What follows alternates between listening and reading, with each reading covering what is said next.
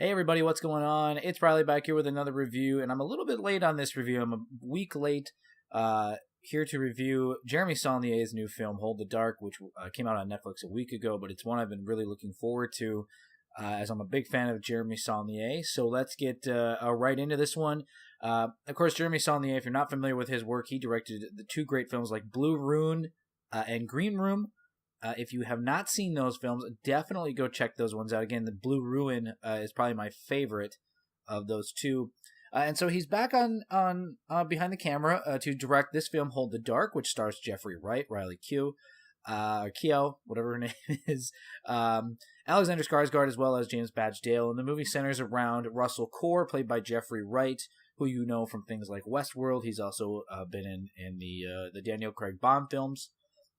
And the movie follows Jeffrey Wright's character of Russell Core, as I mentioned, as he kind of goes to help this woman played by Riley Keough, who essentially has her son kidnapped by wolves, and she tasks him to find out what he can do because he's a writer, but he's also an expert on wolves and things like that. She wants him to track him down and kill the wolves that captured her son.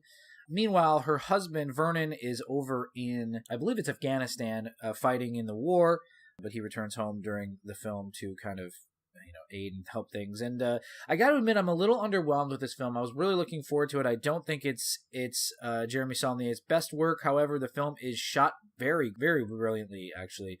And it really captures that kind of stark, grim landscape of Alaska in a way that I think many films don't do. I think Insomnia does a great job of that as well, if you've never seen that film. But really, the movie is kind of slow. It's very, very interesting. I think it's really well done. It's very violent, very gory, very dark. But ultimately, there's really nothing in this film that I latched onto. The performances are really solid. Jeffrey Wright is great. That's one thing Jeremy Saulnier's movies definitely have is solid performances. You saw it with Macon Blair in Blue Ruin and the late, why can't I think of his name right now? Anton Yelchin and Patrick Stewart, of course, in Green Room as well, and all those guys. But Hold the Dark is really just kind of one of these films that I just did. It's really just not for me. It's got kind of these interesting plot twists and turns, and I think there is something here for fans of the genre. It definitely is unsettling. I think it's a really interesting, way to tell this story. It's based on a novel, but ultimately, to me, there's flashes of some solid stuff here in this movie, but I don't think it ever reaches those levels. I don't really have much else to say about it, really, other than if you like kind of these darker movies, with some really gory visuals and some really interesting tension. It is very intense. I will admit that.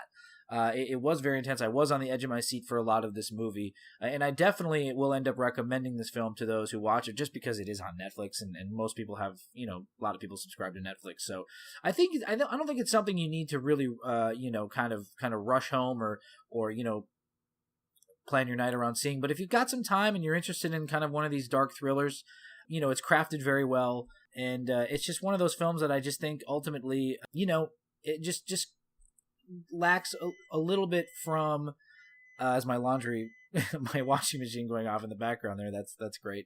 No, it's just one of these films that ultimately kind of lacks an interesting enough narrative to kind of make up for its slow pace and great visuals. So ultimately, I would recommend seeing it.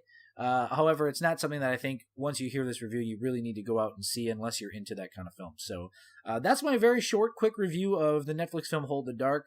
I'm trying to catch up on a lot of these Netflix movies. I will also have a review up for Bad Times at the El Royale sometime this weekend here. I'm getting ready to watch Paul Greengrass's latest film on Netflix. I'm looking forward to that. Again, as always, you guys can subscribe to our YouTube channel. You can follow us you can go to us on Facebook. You can follow me on Twitter at Riley Granson. I tweet a lot about movies. I also tweet about other things too, sports and things like that. But if you want a lot of movie stuff, definitely give me a follow on Twitter at Riley Granson. Subscribe to our YouTube channel. Comment below. Let me guys, what did you guys think of Hold the Dark? Did you like it? Do you like Jeremy Saulnier? What's your favorite Jeremy Saulnier movie? Is it Blue Ruin? Is it Green Room? Is it this one? Comment below and let me know. Check out my First Man review. Just posted that yesterday. So, as always, guys, thanks for listening, and we'll see you next time.